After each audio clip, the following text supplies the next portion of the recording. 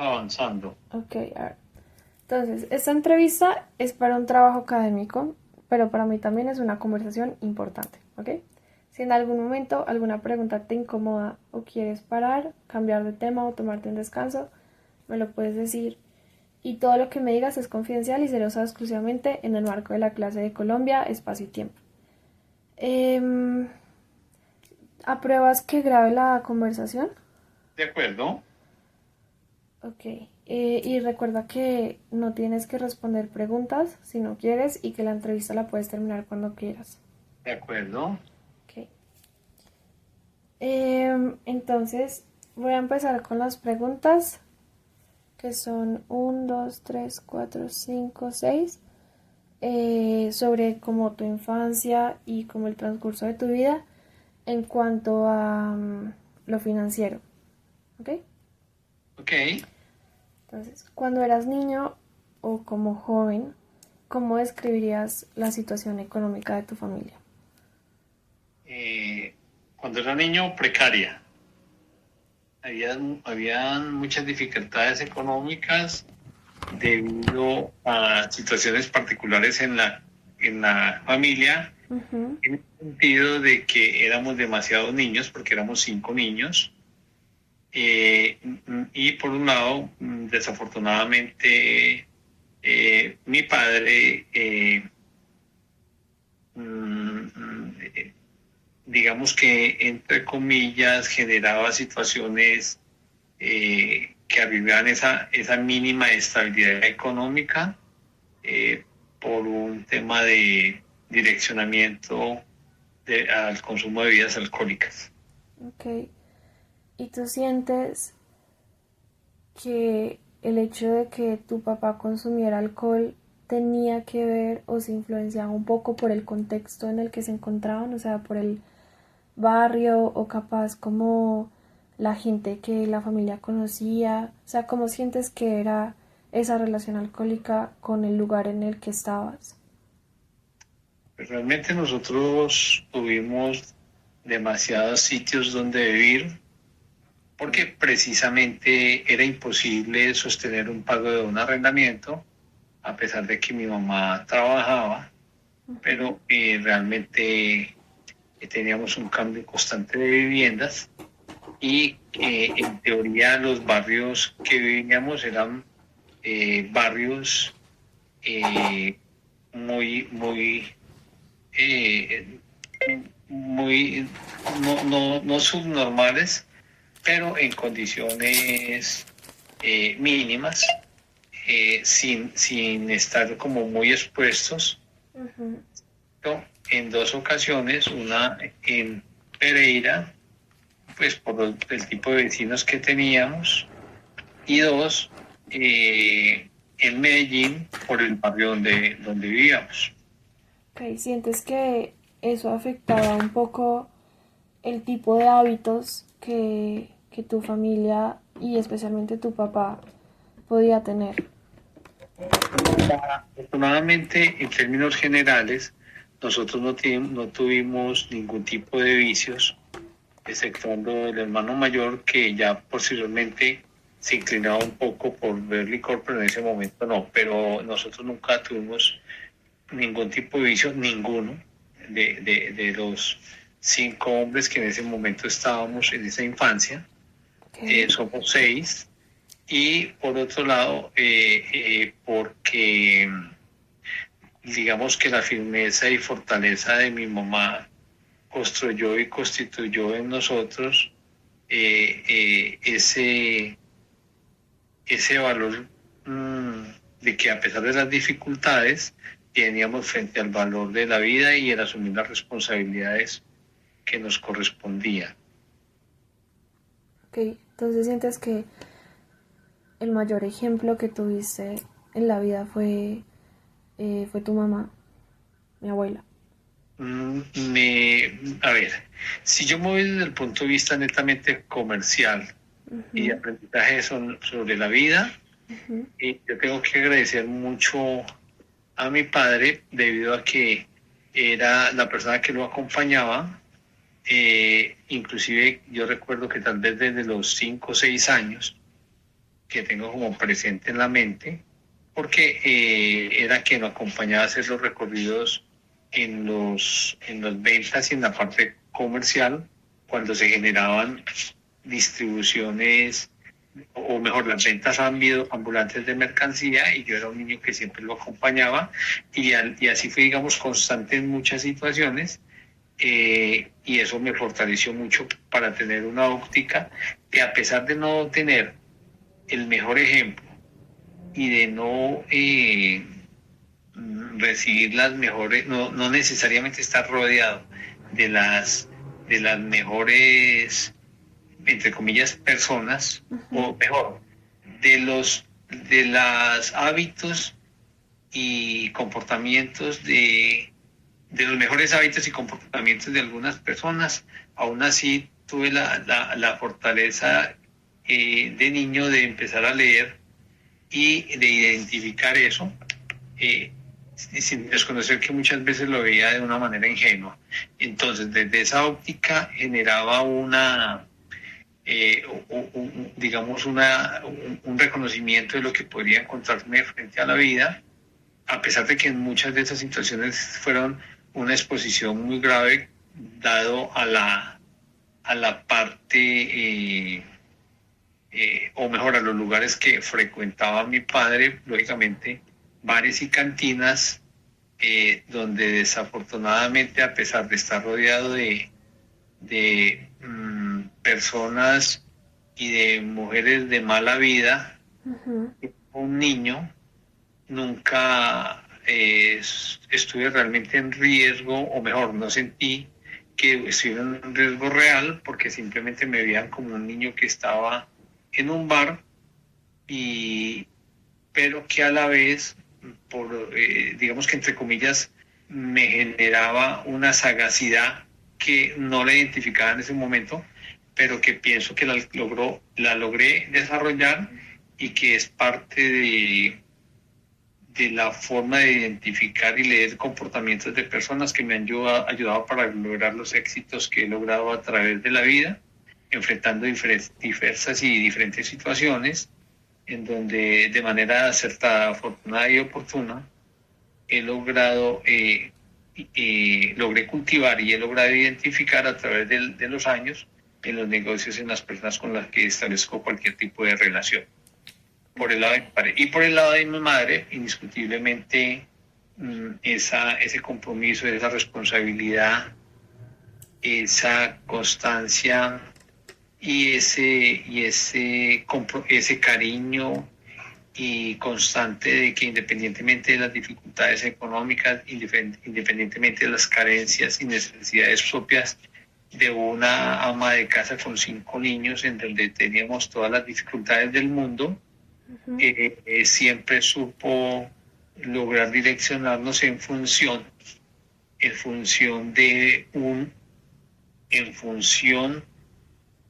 en función de un desarrollo futuro, un crecimiento personal, y a la vez de la preparación futura, dada la importancia que le damos al estudio, al asumir el estudio con compromiso y responsabilidad, que de hecho me permitió lograr desde muy niño el reconocimiento y de tipo académico,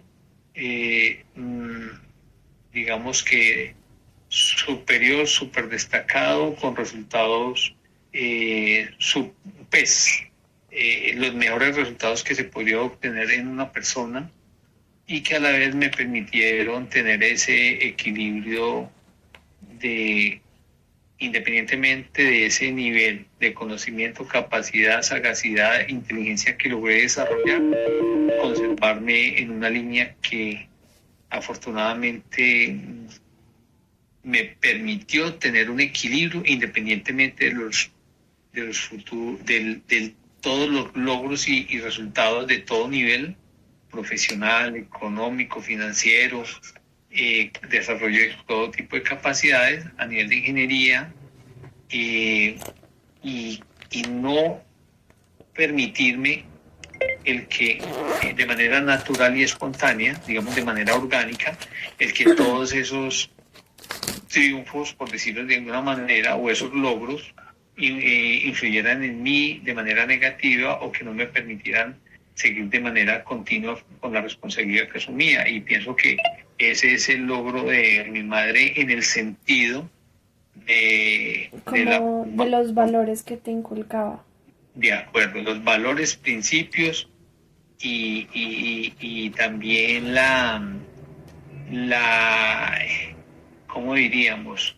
La nobleza que significaba el asumir la responsabilidad sin quejarse frente a las dificultades de todo tipo, inclusive para poder darnos como de niños algún tipo de alimentación, inclusive durante todo un día. Pero a la vez, eso fue lo que nos logró generar también unos mecanismos de protección que desde niño generaron que siempre estuviéramos como atentos a identificar oportunidades por los niños que estuviéramos, en el sentido de entender que a través del trabajo, la negación y la oportunidad misma, por mínimo que fuera esa oportunidad, ir cultivando y fortaleciendo a través del tiempo el desarrollo de todas esas capacidades sin olvidarnos de los principios y valores que nos inculcan. Ok. ¿Sientes que esa situación en la que tú estabas o que viviste durante tu niñez se mantuvo igual o cambió con el tiempo? O sea, ¿en qué momentos llegaste a notar que hubo algún cambio? En la medida en que uno va enfrentándose a la vida, lo digo porque pues empecé desde muy niño a entender, o mejor, creía entender de niño algo, empecé a observar las personas y a identificar, irónicamente, lo que no me gustaría hacer. Es decir, digamos que los entornos iniciales no me generaban ningún tipo de beneficio, al menos hoy lo veo de esa forma, y de manera consciente, afortunada, no me gustaba lo que veía. Entonces, el aprendizaje no fue en el sentido, o creo que no fue en el sentido de querer seguir un ejemplo, sino más bien el no querer seguir ese ejemplo. Porque de hecho no entendía el por qué habían situaciones tan difíciles y observaba que era algo que yo no quería, que a pesar de que no lo entendía, que no lo sabía interpretar, era algo que no lo quería vivir. Okay. ¿Y sientes que eso fue algo que lograste identificar como niño y precisamente que querías cambiar cuando tuvieses, digamos, que esa posibilidad de hacerlo a través de estas oportunidades que me comentas que por más mínimas que fueran, podías identificar? ¿Sí? Dentro del análisis, digo yo, pues no sé cómo interpretarlo porque lo digo hoy y utilizo esas palabras, pero un niño pues lógicamente no lo hace. Pero dentro de esa habilidad, por decirlo de alguna forma, o de ese desarrollo natural de, no sé, de pronto de autoprotección, Sí. uno va y como cuando uno lleva esos principios y valores, uno va identificando que no necesariamente quiere tener el camino más fácil, sino que tiene que aprender a construir sus oportunidades y eso Okay. obliga a construirte y a la vez identificar lo que no te va a ayudar a destruirte dentro de la ingenuidad y del temor que significa lo que tú observas, que evalúas que puede ponerte en riesgo o que en el fondo te atemoriza tanto que tú no quieres que tu familia tenga el más mínimo riesgo frente a lo que puedas ver que llegué a ver que pudo ocurrir o que ocurrió, y que lógicamente de una u otra forma te hace entender que hay formas mejores de lograr mejores resultados preparándose para enfrentarse a la vida. Ok. ¿Tú sientes? Perdóname, más aún cuando dentro de la forma en que yo identificaba y la forma como de niño respondía, todo el mundo me decía, el niño es muy inteligente, que era muy inteligente, y efectivamente en los momentos oportunos, entre comillas, lo hice valer, lógicamente por los resultados y logros de tipo académico, que me obligaban a autoexigirme, pero también a exigir que de una u otra forma merecía tener una mejor preparación y lograr rodearme de mejores personas. Y cuando digo de mejores personas, me refiero a no querer estar con las personas o que leyeran esas personas lo que yo quería que no debería observar en alguien. Y a la vez en refugiarme en la forma de identificar la mejor forma de construirme para en el futuro ayudar a mi familia. Ok. Y en esa, en ese intento que se hizo efectivo, o sea, que ocurrió, en el que pudiste hacer un cambio socioeconómico por el trabajo que realizaste desde pequeño, lógicamente se presentó un cambio en el que pasaste, digamos, de condiciones precarias a poder, eh, con tu trabajo, proporcionar a tu entorno familiar y a tu familia, pues sí, a tu entorno familiar en general, un cambio de situación, de condiciones y demás. ¿Tú sientes que ese salto, o más bien, cómo sentiste ese salto entre, por así decirlo, pasar de un polo al otro? ¿O cómo lo expresarías tú?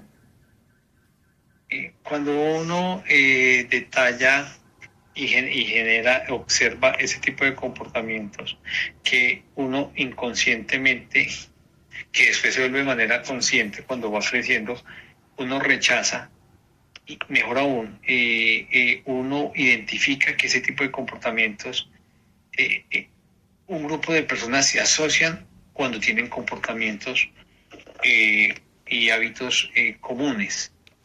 Pero como yo sentía ese rechazo, pues significaba de que observaba de manera cautelosa dentro de ese proceso de la parte comercial, por decirlo de alguna forma, pues digamos, me refiero al hecho de que tenía que empezar a generar recursos, Sí, y para mí no era justo que yo no pudiera tener las mismas oportunidades de otras personas si en el momento era dentro de mi forma de pensar, yo las merecía porque identificaba que había mejores formas de hacer las cosas, y que yo no entendía por qué las personas se limitaban tanto en función de algo tan pequeño, mejor aún, cuando era naturaleza propia de esos grupos de personas, el que no, la prioridad no era su familia y pensaban de manera equivocada, pues yo siendo un niño, lógicamente porque me tocó compartir en la medida en que crecía, con hábitos y comportamientos de tipo familiar de algunos vendedores, eh, y yo no entendía por qué las familias tenían que soportar algo que yo de niño rechazaba, y mejor aún observaba que todos los beneficios, recursos no necesariamente iban direccionados en función de los objetivos de lo que quería hacer las familias, sino que se desperdiciaban de manera general por fuera, de manera irresponsable. Entonces, esa negación de esa oportunidad, pues porque no la percibía como una oportunidad bonita o buena, sí, eh, cuando uno reflexiona, genera ese comportamiento que no quiere y que no le gustaría ver reflejado en su vida y en su familia. Ok. ¿Y tú sientes que en algún punto de tu vida, digamos que refiriéndonos a tus condiciones socioeconómicas, tú sientes que hubo un cambio en algún punto de posición social? De... Sí. Cuando uno inicia, pues digamos como yo inicié, parte de las aspiraciones no necesariamente, o mejor, parte de las aspiraciones no necesariamente se limitan a la parte económica, también se limitan a la parte socioeconómica y de hecho es cuando tú no entiendes el por qué algunas personas sin considerarla tú que fueran mejores, pues dentro de la óptica del niño, Ujú. tuvieran mayores o mejores beneficios, sin decirlo que era un tema que me lastimara, pero sí me generaba inquietud. Entonces eso me permitió a mí conocer muchas personas, y, pero más allá de que las personas también me observaran, cuando yo tenía la oportunidad de hablar, porque de manera irónica terminé siendo un niño, pero amigos de los papás que veían en mí el ejemplo del tipo de niño que quería que fueran sus hijos, entonces trataban de alimentar esa amistad. Y eso hacía que de una u otra forma uno, entre comillas, tuviera la oportunidad de comparar, pero en función también de crecer, tratando de entender cuál era la mejor forma de, de llegar a construir lo que le gustaría a uno ver. Cuando uno utiliza la lógica y el crecimiento futuro en función del desarrollo y la proyección familiar, uno sabe que es fundamental el conocimiento, la lectura, el aprendizaje, y va entendiendo que también es importante escuchar a las personas que han logrado ciertos resultados. De ahí la importancia de tratar de leer y de estar cerca, ya sea estudiando, ya sea escuchándolos, ya sea tratando de participar de manera directa, ya sea teniendo la oportunidad de conocerlos, y eso hace que de alguna otra forma quieras llegar a crecer socioeconómicamente, porque digamos que parte de ese querer nace en el querer verlo, tener esa niña bonita, esa niña bien, que difícilmente podía tener la oportunidad en la condición socioeconómica en la que se había venido desarrollando. Ok. Esa, la que te voy a hacer es una pregunta de sí o no. Em, ¿Tú cambiaste a lo largo de tu vida de estrato social? Sí, Ok. ¿De qué estrato a qué estrato sientes que pasaste? yo creo que el tema de estrato, digamos que dentro de la forma como se establece se mide, nosotros hablamos siempre de estratos socioeconómicos, Claro. pero yo también pienso que hay diferentes formas de medir ese cambio, porque tú también puedes hablar de un estrato sociocultural. Y entonces cuando tú vas aprendiendo de la importancia de poder, entre comillas, poder ser aceptado, poder ser contagiado, poder crecer, es indiscutiblemente pienso que, lógicamente, desde el punto financiero, pues estrato 6, y, y, y, y desde el punto de vista financiero y económico. Dentro del punto de vista académico, lógicamente, el poder haber tenido la oportunidad de estudiar, crecer y saber identificar y leer estar en capacidad de generar esa comunicación desde el punto de vista profesional y académico. Pero también pienso que es fundamental el crecimiento y pienso que lo obtuve desde el punto de crecimiento de estatus sociocultural, porque más allá de llegar a tener esos crecimientos de tipo social y económico, también tú culturalmente aprendes a crecer, no solamente por tener una mente propia de las realidades del mundo, sino también porque te permite entender que crecer culturalmente o sociocultural económicamente o económico está dado también por esa capacidad de procurar llegar a entender que independiente de tus beneficios, oportunidades o tus logros, también es importante que logres comunicarte de manera asertiva con personas independientemente de su condición socioeconómica o sociocultural. Ese es parte de un crecimiento que considero que logré y queríamos cultivar. Ok, cuando pasó este cambio, o digamos que se volvió muy, muy evidente que se generó un cambio socioeconómico y sociocultural, ¿cuál fue tu impresión? ¿O cómo fue ese cambio para ti? ¿Cómo viviste ese cambio de realidad y de condiciones?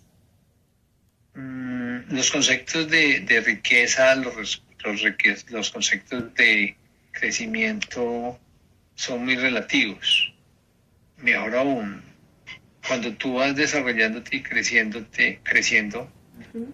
y en la forma pausada y producto de muchos años, casi que se vuelven imperceptibles, pero son constantes, son crecientes, son permanentes, pero uno los identifica más allá de que uno los crea o se los crea o los perciba, los identifique, es cuando uno empieza a darse cuenta que la gente los identifica en uno y que a pesar de que uno tenga ciertas ventajas, lo digo yo, porque logró desarrollar ciertas oportunidades, eh, siente que la respuesta, las formas de pensar, los criterios de evaluación, eh, la, la, la sencillez, independientemente de la complejidad de la situación, logras abordarla de una manera más natural, espontánea y que nace muy dentro de ti. Entonces, eso lo identifica y leen las personas. Entonces, eso no es que uno diga yo lo logré, es que yo lo hice o que haya una forma de medir ese impacto, ese cambio. No. Uh-huh. Creo que es algo que se logra a través del reconocimiento de lo que la gente o de las personas terminan creyendo y confiando en uno independientemente de su condición. Yo pienso que ahí es donde realmente uno se pregunta y se da cuenta de que se logró ese resultado, porque, insisto, no es algo de que tú lo puedas simplemente tomar, sino más bien que te lo otorgue. Ok. Mm, de tu origen ya hablamos un poco, sin embargo, me gustaría ahondar con respuestas breves en ciertas cosas puntuales de las condiciones materiales en las que en su momento estabas. Entonces, me gustaría que me contaras un poco sobre el acceso que tenías, por ejemplo, al agua, o a la luz, o al transporte, a la vivienda, o a la educación. Digamos que ya me diste un contexto antes, entonces como que no tienes que ahondar mucho en cosas así, pero sí me gustaría saber un poco más cómo eran esas cosas puntuales que se refieren a la vida cotidiana o a los recursos. Los recursos, pues, lógicamente eran insuficientes, escasos, precarios. y eso podría significar que en un momento durmiéramos sobre cartones dentro de una casa, que no hubiera colchones o algo. Lógicamente no había acceso a un televisor o una televisión, y eso significaba de que eventualmente nos tocara de niños en un momento dado simplemente cuando los vecinos lo permitían y no tapaban la ventana, que pudiéramos ver el Chavo del Ocho, pero desde la ventana de un vecino parados por fuera, si era que en un momento dado, después de que nos veían observando, simplemente corrían la cortina. Y eventualmente un tipo de situaciones donde pues difícilmente en un momento se podía generar algún tipo de alimentación. Cuando digo un tipo era que no había la más mínima posibilidad, y eso significaba tratar de identificar alguna forma de comer, y que era, entre comillas, común el que se generara lo que llamamos comúnmente la aguapanela y el aguasal. Pero era parte de la vida normal, común, sí, y como lo dije anteriormente, significaba el que eventualmente nosotros tuviéramos cambios constantes de casa, lógicamente porque no había forma de pagar esos arriendos, y a la vez, digamos que por la habilidad comercial de mi papá logramos cambiar de casa, que no necesariamente eran las peores casas comunes, pero sin ningún tipo de comodidad, pues me refiero a camas o salas o algo, porque desafortunadamente en las pocas veces que eso ocurrió, eso terminaban recogiéndolos por embargos y se los llevaban, entonces era imposible tener algún tipo inclusive de electrodoméstico, y a la vez también significaba de que muchas veces prácticamente de manera constante nos quedábamos sin agua y sin energía, lo que no impedía que la tuviéramos, me explico. Pues simplemente la cortaban y ya nos inventábamos, o se inventaba mi papá con la ayuda de los vecinos, de siempre reconectarlo, y al otro día volver a la desconectar, y se volvía, se reconectaba, o se conectaba y después al otro día, es decir, era un tema constante, que no tuviéramos energía, pero la quitaban y mi papá lograba que la volvieran a conectar de manera no formal, por decirlo de alguna forma. Ok. Mm, Tú me hablaste ahora de ciertas adaptaciones o sacrificios que, que capaz tuviste que tomar. No sé si me hablaste ahora o es el hecho de que yo conozco parte de tu vida. Pero ¿recuerdas haber hecho algún sacrificio importante o alguna adaptación importante para mejorar o avanzar tu situación? Siempre tuve claro que era fundamental la educación, y dentro de esa óptica, si hoy lo observo, pienso que hice sacrificios desde niño, pues, porque se sacrificó la niñez. Pero si tú me lo preguntas qué pensaba en ese momento como niño, pues no lo identificaba que estuviera haciendo un sacrificio. Me explico. Eh, si yo pasaba por una obra de construcción y veía, y era un niño y veía que estaban descargando un camión con ladrillos, yo le decía al señor que si me dejaba ayudarle a descargar los ladrillos, y para mí no era un sacrificio, era una oportunidad, porque significaba que había una forma de obtener un recurso económico que, por más monedas que fueran, sí tenían un gran valor. En ese momento yo no había ningún tipo de sacrificio, igual como cuando niño yo me iba y le decía a alguien, señora, yo le corto el prado, y la gente peleaba risa porque era un niño y yo me conseguía un machete y le cortaba el brazo y siempre tenía en la mente el que yo recibía una moneda en una manito de un niño lleno se me escapa el nombre, de una mano completamente hinchada, lógicamente porque no tenía guantes, De callos.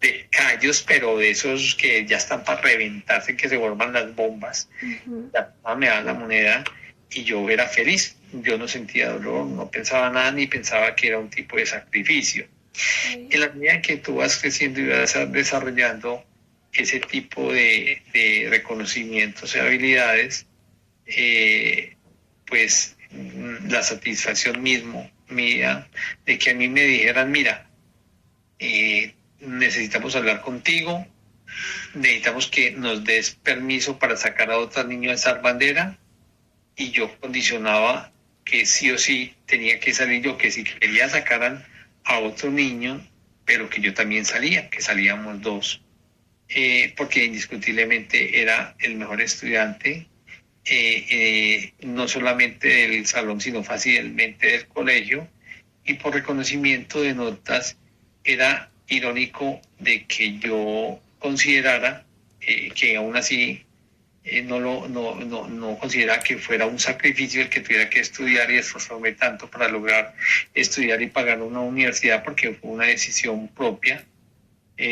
Para mí no fue un sacrificio el saber que a pesar de estar un niño y ya logran determinada tener unos beneficios, y dejarlos atrás en función de poder crecer y estudiar, para mí era una oportunidad. Entonces, hoy pienso que a un niño no se le debe, nunca se le debe condicionar de esa forma, eh, o permitir que se autocondicione de esa forma, porque sí sería un gran sacrificio, desde el punto de vista de no permitir que se desarrolle su niñez de la manera correcta como debe ser.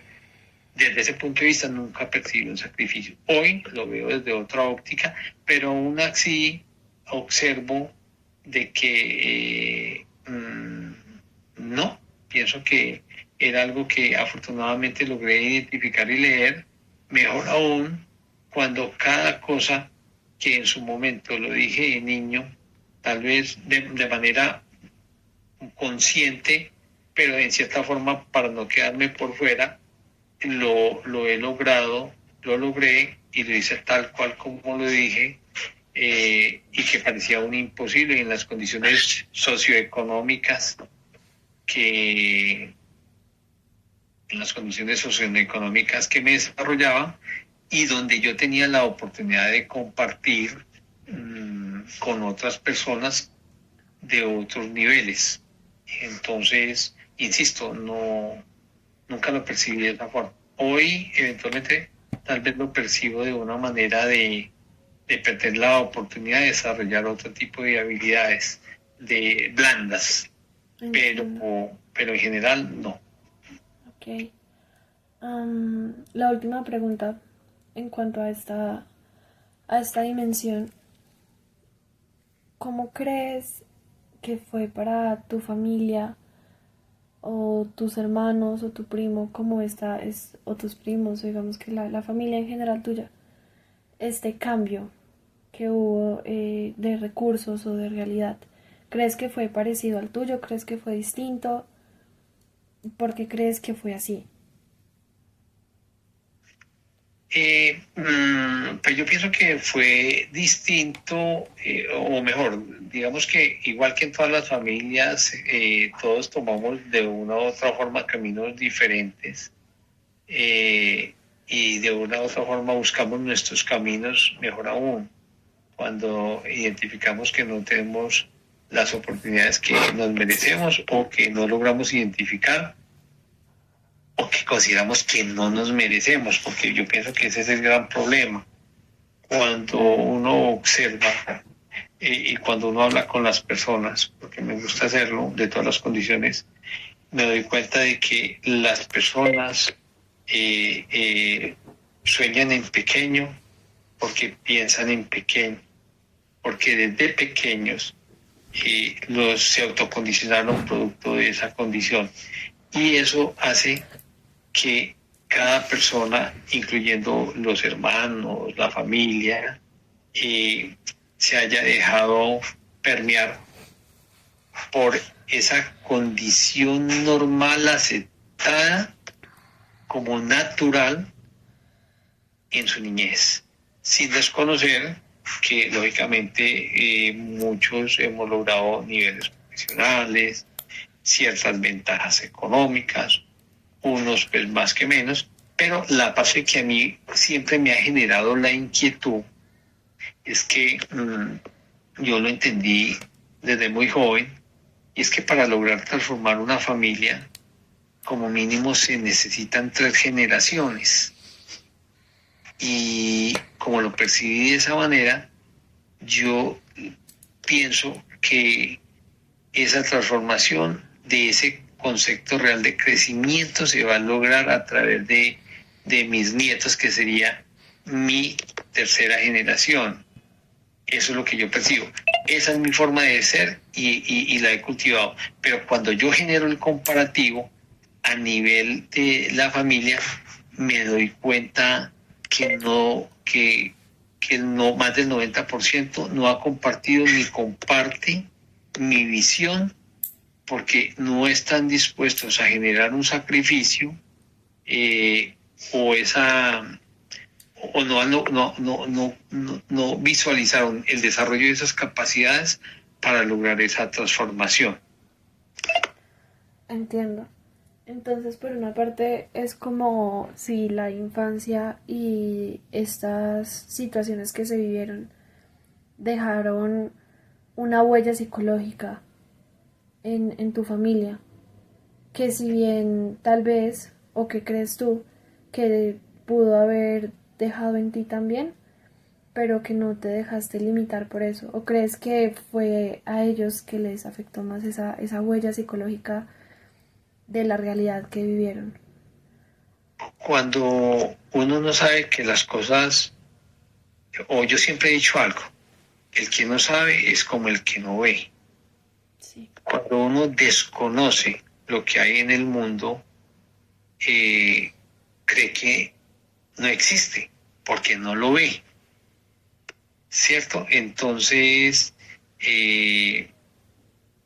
cuando uno ha tenido la oportunidad de viajar por todo el mundo, cuando uno ha tenido la oportunidad de que cada cosa que dijo, que la pensó, la logró,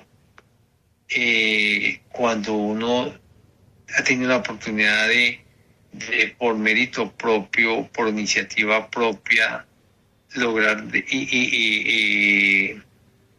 tener la oportunidad de leer otras culturas, se da uno cuenta que las cosas sí son posibles.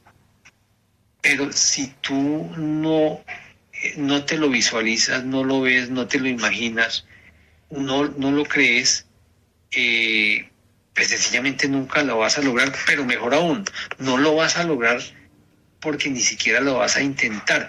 Y no lo vas a intentar porque no crees que exista.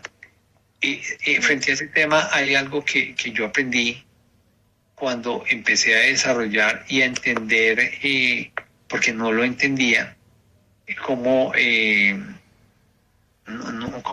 leer el mundo a pesar de las vivencias físicas, y un libro me transformó la vida, que se llama Tus zonas erróneas. Y ahí empecé a entender muchas cosas porque pues he leído demasiado, muchísimo. Pero también eso desde la parte como de una lógica o algo, que si me preguntas del libro, te soy honesto, me leí Tus zonas erróneas y Tus zonas maravillosas, pero más allá de aprender a memorizarme el libro, lo empecé a practicar, a aplicar y me di cuenta que sí generaban los cambios. Pero después me di cuenta que es fundamental cambiar la forma de ver la vida, y ahí fue donde empecé a ver, a leer a alguien que se llama Deepak Chopra, pues además de la cantidad de libros que me leí, de muchos autores, pero me marcó algo que leí en su primer libro, y que dice lo siguiente, y que de manera consciente, o mejor, de manera inconsciente, después cuando leí lo hice de manera consciente, me di cuenta que sí era posible. Y dice así, en referencia a un escritor inglés, que lo toma en la primera página y dice: tú eres el profundo deseo que te impulsa, tal como tu deseo será tu voluntad, tal como tu voluntad serán tus actos y tal como tus actos será tu destino. El tema es hasta qué punto de niño te invitan a soñar de tal manera que piensas que lo puedes lograr. Ahí pienso que marca la diferencia de por qué uno, entre comillas, no puede cuestionar o juzgar el por qué una persona logró o no logró algo, porque nunca se imaginó que podía existir. Ok. Ahora, gracias por tus respuestas, papi. Ahora vamos a pasar a la parte de educación y trayectorias de estudio. De esto creo que ya hablamos un poco. Entonces, pues la idea no es no quiero ponerte a repetir lo que me dijiste. Entonces, si lo prefieres, puedes hacer como respuestas cortas. No quiero desgastarte. Pero sí, es como digamos para dejar la respuesta junto a la pregunta. Entonces, si quieres, me puedes responder de forma breve. Si te sientes más cómodo, no pasa nada. Entonces, te voy a hacer la primera. Si miras tu vida a través de la educación, ¿cómo contarías tu camino de estudios? O sea, ¿cuáles sientes que son como la primera faceta, segunda faceta, tercera faceta? Que no tiene que ser necesariamente a nivel institucional, sino como me decías tú, que digamos que parte de ese estudio también fue muy autónomo, muy autodidacta en cierto sentido. O sea, ¿cómo crees que fue esa trayectoria de estudios? Yo siempre he dicho algo: los hombres, y lo digo porque lo escuché y lo leí, los hombres inteligentes aprenden de sus errores y los hombres sabios aprenden de los errores de los demás. Entonces, digamos que es fundamental un desarrollo de una preparación académica a nivel profesional. En parte también el tener la oportunidad de comunicarse y hablar con otras personas y procurar entender y aprender, tener claro las formas de pensar. Y yo pienso que la reflexión propia de las experiencias de vida, no solamente las de tipo personal, sino lo que tú logres ver como válido y cierto de las personas que logres cultivar a tu lado. Digamos que eso te permite trascender y te permite crecer en función de entender o mejor, de procurar entender cómo funciona la vida. Digamos que ese básicamente es parte de la formación de autoformación que trasciende la parte académica, pero que se tiene que volver como parte de una formación y preparación constante para tratar de entenderse uno, para tratar y a través de lograr entenderse uno, identificarse uno, lograr entender o procurar entender a los demás. Ok, entonces digamos que tu formación, tus estudios, más allá de ser institucionales, vienen mucho de tus propias experiencias y de la forma en la que ves tu entorno y tu vida como como una constante oportunidad de aprender. Sí. Es fundamental. Yo siempre digo que cuando uno pasa por una universidad, yo estudié ingeniería y siempre quise estudiar, lo logré y he tirado todos los beneficios económicos que había logrado siendo niño, pero logrando cultivar, digamos, un gran beneficio económico. Pues digo gran beneficio proporcional a mi edad, pero preferí el desarrollo profesional en ese momento porque sabía que era parte de lo que iba a desarrollar, lo que quería hacer, pero que era algo que me permitía crecer profesional, económica y de pronto científicamente, porque era mi percepción como ingeniero y de lo que quería hacer. Mejor aún, consideraba que era mi mejor premio, dadas mis capacidades, habilidades y en parte el reconocimiento que recibía. Entonces, cuando uno logra identificar eso, además de que va entendiendo de que es fundamental el leer, el fundamental es tratar de rodearse en ciertos círculos, y cuando digo círculos no necesariamente es que tiene que tener una condición socioeconómica o económica alta, no, porque tú puedes observar eso y hay personas que uno las va leyendo y pueden crecer económicamente, pero personalmente no, pues uno termina por ser que no es que valgan demasiado o que pesen demasiado, o mejor, que puedan ser un referente. Entonces te vas dando cuenta de que es fundamental procurar escuchar, leer y aprender de las personas que independientemente de sus logros finales han trasegado por la vida y tienen experiencias que te pueden alimentar y enseñar cómo ir sorteando los diferentes caminos y entendiendo formas de, inclusive de actuar frente a situaciones difíciles o formas de abordar la vida.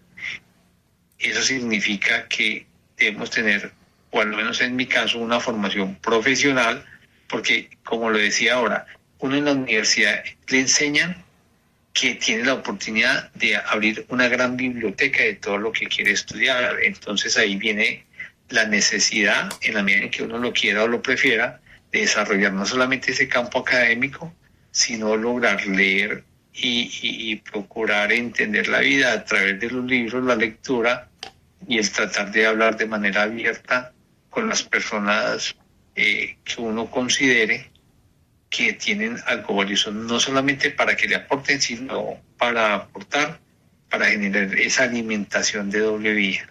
Ok. ¿Sientes que tu camino de estudios fue turbulento? Y esa pregunta se acompaña con, desde la primaria en adelante, ¿dónde estudiaste y qué decisiones recuerdas haber tomado? Si fueron fáciles, si fueron difíciles, si fue, digamos que un camino de estudio, sí, de ir progresando en tus estudios, si fue un poco inestable o si fue constante, ¿cómo sientes que fue? Digamos que al principio es un tema pensaría yo, y pues lo digo ahora, pero pues, lógicamente de niño nunca lo pensaría de esa manera, no lo pensé. Pienso que cuando uno, o al menos en mi caso, yo era feliz estudiando, feliz, me gustaba estudiar, tal vez porque era lo único que en el fondo que terminaba por recibir o sentía que podía recibir. Fue turbulento, lógicamente, porque no existían los recursos, o a veces para los recursos económicos propios para poder estudiar, o inclusive por la dificultad de poder obtener los elementos necesarios para asistir correctamente a un colegio, o porque eventualmente tú ibas a participar o tenías una clase de educación física y escasamente tenías una pantaloneta, pero no tenías tenis. Entonces tenías que irte con las botas literales, boticas de niño, a hacer gimnasia y a correr lo que tocara correr, porque era ese tipo de ejercicio en ese momento y no había un elemento, el zapato apropiado, pero era un tema que uno no lo percibía de esa manera. A veces uno, entre comillas, sentía como cierto, ¿cuál sería la palabra? Como cierto pena, por decirlo así, por cierta pena, el que lo vieran a uno que no llevaba la indumentaria adecuada, y eso lo hacía que uno se intimidara y se sintiera como diferente y un poco inferior. O eventualmente, cuando tocaba ir al colegio con el uniforme prestado, esperando que un hermano llegara para uno decirle, rápido, rápido, quítate la camisa que me voy para el colegio, con la misma camisa o con el uniforme para poder uno ingresar a estudiar. Eso genera ciertos traumatismos y genera como un autocondicionamiento. Eh, uno, uno de niño nunca lo expresa, Claro. porque es un tema natural, pero a la vez lo va permeando y eso genera una turbulencia. Cuando tú empiezas a darte cuenta que tienes esas capacidades académicas superiores, por decirlo de alguna forma, o mejor aún, consideras que tienes una mejor, un mayor o mejor aprendizaje, pues de una u otra forma eso te fortalece y hace que tú, por encima de las dificultades, siempre te percibas de una manera diferente, y eso hace que te enfrentes a muchas situaciones, como me tocó enfrentar, irónicamente, por tener esas habilidades y capacidades académicas. Ok. ¿Hubo algún profesor o clase o experiencia escolar que te haya marcado especialmente? ¿Y por qué? Digamos que en general, cuando uno es buen estudiante, uno siente, al tener ese reconocimiento, siempre se vuelve, entre comillas, especial.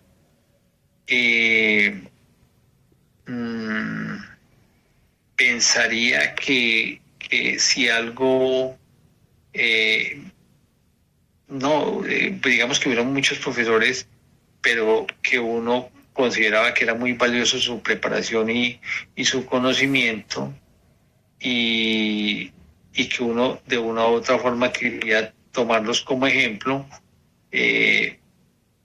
porque era el mejor referente en ese momento, porque digamos no tenía uno más como comparar.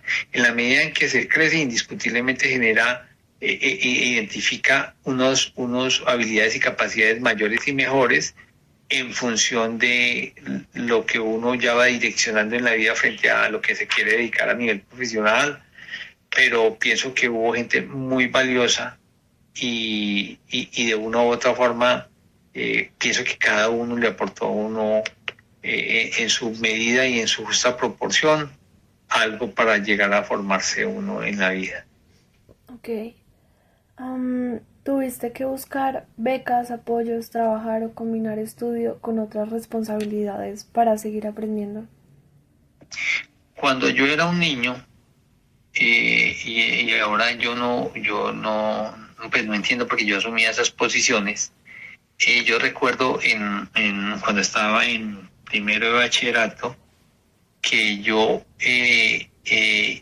dije, no, yo soy el mejor estudiante, y como yo soy el mejor estudiante, yo no presento exámenes finales, y no los presenté en algunos casos, porque yo decía, si yo llevo todo en 10, ¿yo por qué tengo que someterme a una prueba que se deben someter los demás? Y no los presentaba. Entonces eso me generaba una condición. Cuando me fui para otra ciudad y era evidente que mi nivel realmente era, sin pecando mejor de soberbio con lo que le voy a decir, con lo que les voy a contar, pues consideraba que el nivel de educación y preparación, porque digamos me fui de Pereira para otra ciudad, era muy, muy superior, pero muy superior. La verdad que eso me generó unas dificultades, tan es así que de ese colegio me iban a expulsar porque era el mejor del colegio. Y eso también me hizo, porque venía de otro colegio en donde yo no estaba de acuerdo con una serie de aprendizajes y le dije, hablé con el rector y le dije, o me da una beca o me voy del colegio siendo un niño, que no le vamos a dar la beca, que no sé qué le. Entonces me voy del colegio y me fui a un colegio privado y allá negocié de niño la beca en el sentido de que hasta donde recuerdo me daban, tenía que pagar solo la mitad de la pensión, sí, del costo mensual, que de hecho para poder pagarlo salía todos los días a las 6 de la mañana, tenía como creo que 12 años, 13 años, eh, eh, para poder rebuscarme la plata a través de una venta, desarrollando mis propios clientes, para poder lograr escasamente pagar la pensión del colegio, la mitad de ese colegio. Entonces digamos que esos traumatismos sí se generaron, pero insisto, y lógicamente después vino el tema de la universidad, en donde también me dijeron, le vamos a dar, me dieron una beca, pero para mí consideraba que no era justo porque yo no quería ser un técnico, yo quería ser un ingeniero y no me parecía justo, y volví, a pesar de que ya tenía unos desarrollos, entre comillas, económicos ya consolidados y había logrado muchas cosas de las queridas aún siendo un niño, pues tomé la decisión de que dejaba todo tirado y volví a empezar en Bogotá para poder estudiar. Entonces eso me generaba un traumatismo económico, de todo tipo, complejo, muy, muy, muy complejo, durante cerca de 2 años. Pero para mí la satisfacción de poder lograr y estudiar, pues para mí no tenía precio. Para mí lo más importante era el poder prepararme, pero como yo no podía comprar los libros, entonces me iba para las librerías y cogía los libros de Magrao Gil y me iba parando 1 hora o 2 horas en cada estante para memorizarme 10, 20, 30 páginas de acuerdo al tema que tuviera que desarrollar, y los memorizaba de acuerdo a la materia, y sobre esa base desarrollaba mis tareas porque no tenía la oportunidad de comprar los libros.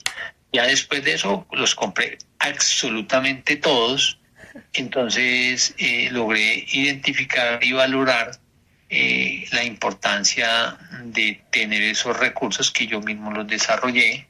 Claro. Y eso hacía de que irónicamente no percibiera traumatismo real, porque la verdad es que a la par con eso me tocaba apoyar otras cosas de mi familia, pero eso para mí no era ningún sacrificio, no era nada diferente a sentirme feliz porque me consideraba muy brillante en mi carrera, me consideraba feliz aprendiendo, para mí era una felicidad inmensa estudiar lo que estaba haciendo, entonces no era sacrificio, digamos que pensaba todo el tiempo, pero nunca lo percibí como algo que fuera como que de hecho recuerdo que nunca en esa época renegué porque eventualmente no podía comer en un día, no me preocupaba, o que varios días mi comida fuera un tinto. No, eso no me afectaba para nada, porque para mí la mente era clara en función del objetivo que perseguía y el poder desarrollar y estudiarle que lo que estaba haciendo era un sueño. Entonces, eso, más allá de generarme un traumatismo en esa parte que corresponde, por el contrario, me fortalecía y me ayudaba a crecer. Ok, ¿hubo algún momento en que pensaste en cambiar de rumbo académico o dejar de estudiar? ¿Qué te hizo seguir o Nunca, qué te hizo pensar en desistir? nunca, nunca, nunca. Yo nunca, si era feliz, era estudiando lo que quería, y nunca, nunca, en cuanto al estudio, nunca lo pensé, no me pasó por la cabeza eh, porque para mí fácilmente si yo tenía un álgebra o un cálculo de Leibniz o un libro de Shukovsky, yo desarrollaba 1000 ejercicios un fin de semana porque me nacía, porque me emocionaba, porque lo sentía y porque yo me sentía pleno cuando lograba llenar 10 tableros seguidos, de los tableros grandes con tiza explicando el resultado final de una ecuación y durante, no sé, mucho tiempo y lograr el resultado perfecto y la admiración de todo el mundo, o cuando yo entregaba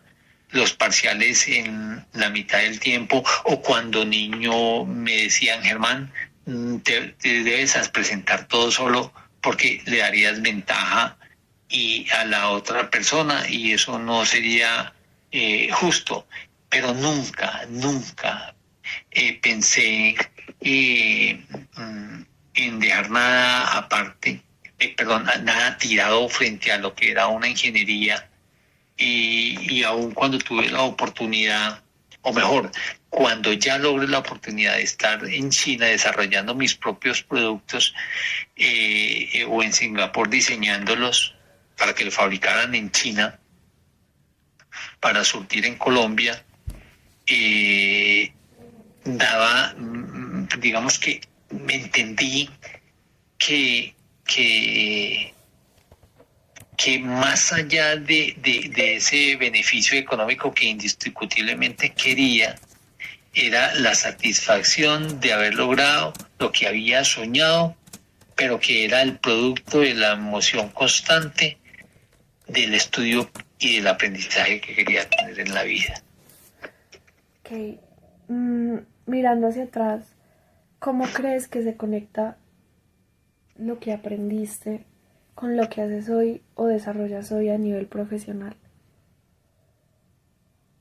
Cuando uno tiene la oportunidad de estudiar en la vida, digamos que mi naturaleza está muy dada hacia lo que son, me gustan los números, Sí. pero me gustan, ahí sí como digo yo, más que el dinero, las realizaciones. Como media más. Entonces cuando tú en la vida vas logrando determinados temas, te vas dando cuenta de que sin desconocer que el dinero es muy importante, no necesariamente tienes que llenarte de dinero, pero sí vas entendiendo que es importante que desarrolles actividades, Okay. te protejan, que cultiven lo que has hecho, pero que a la vez te alimenten lo que te hubiera gustado hacer en la vida, directa o indirectamente. Entonces, hoy, para la parte que desarrollo, pues digamos que es fundamental el estudio, la preparación, pero digamos que siento que uno también debe alimentar otros temas porque a pesar de tener uno unas pasiones dentro de la lógica y las exigencias propias de las vivencias, se dan uno cuenta que debe alimentar algo que se le quedó por allá en el olvido precisamente por estar concentrado en perseguir o llegar a ser lo que uno considera que debe lograr. Ok. La última pregunta de esta sección es, ¿mantienes contacto con personas de tu colegio, de tu universidad? ¿Y qué pasó con sus vidas en comparación con la tuya? Yo realmente en términos reales no tengo contacto con prácticamente nadie de los compañeros de la universidad y, y la verdad es que fue precisamente por la forma como yo pensaba, porque pues en parte porque muchas veces en la universidad me dijeron fotografía, compañeros de la universidad, Sí. y porque llegaba siempre con la misma ropa. Pues la misma ropa es un decir, porque pues